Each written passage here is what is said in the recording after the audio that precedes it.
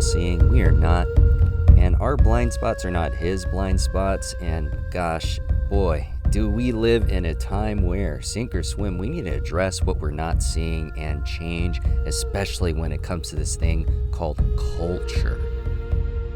And here are some signs that you need to change when there are a lot of unknowns, when the future is uncertain, when there aren't enough resources, when training is required, skills are underdeveloped, roles are obscure, and perspectives are obsolete. And folks, the church's perspective on culture, like how do you uplift other people who are a different color than you?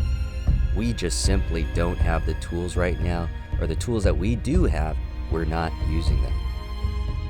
Now I ask this question because if you hear the term countercultural, what people usually mean is counter-societal. And here's what society is. Here's its systems: social, economic, political, and legal.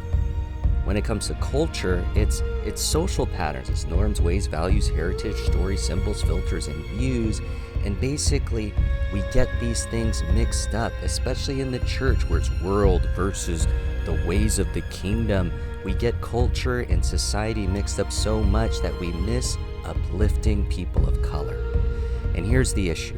Your theology is influenced by your place in society, your understanding of the cultures around you. And if you're blind to it, then that means your theology is blind too.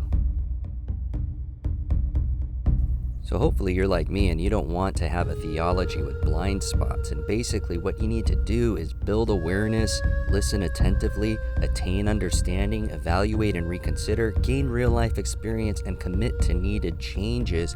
That is how you become less blind, and that will in time affect your theology. Here's one thing that I really want to stress though on this matter, and it's this: experience and commitment to change matter more than head knowledge.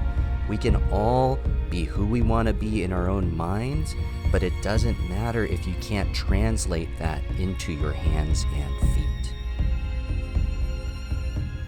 And you might feel pressured, like, oh man, I don't want to change, and I get that it's uncomfortable, but here are the effects, though, of not changing. You're likely to not understand. You're likely to misunderstand.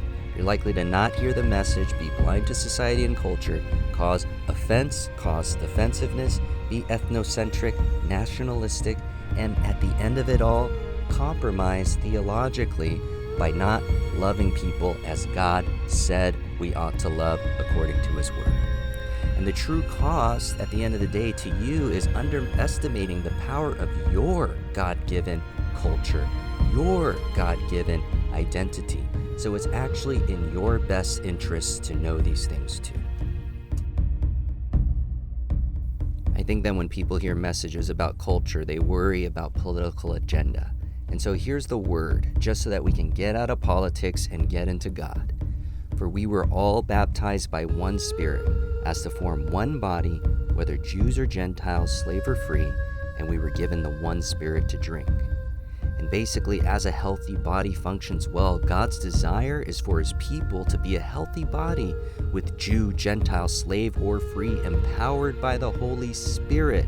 Our connection, our community, our collaboration is meant to be empowered by the Holy Spirit, no matter what cultural background and no matter what socioeconomic status. That is right there in the Word, plain as day. And bigger than politics, it's about being holy in God's sight. Can we see as He sees? Here are some things that you can do to address this blind spot. Know and own your culture. Claim your place in society. Find books, audio, video classes about these subjects. Engage people who are different. Ask questions about identity when you have these conversations. Learn church history and theology. And seek the Spirit's power to love. Because folks, we want to be people that know how to love as God loved us, which means loving your neighbor as yourself. If you put these into practice, you'll have eyes that see with less and less blind spots.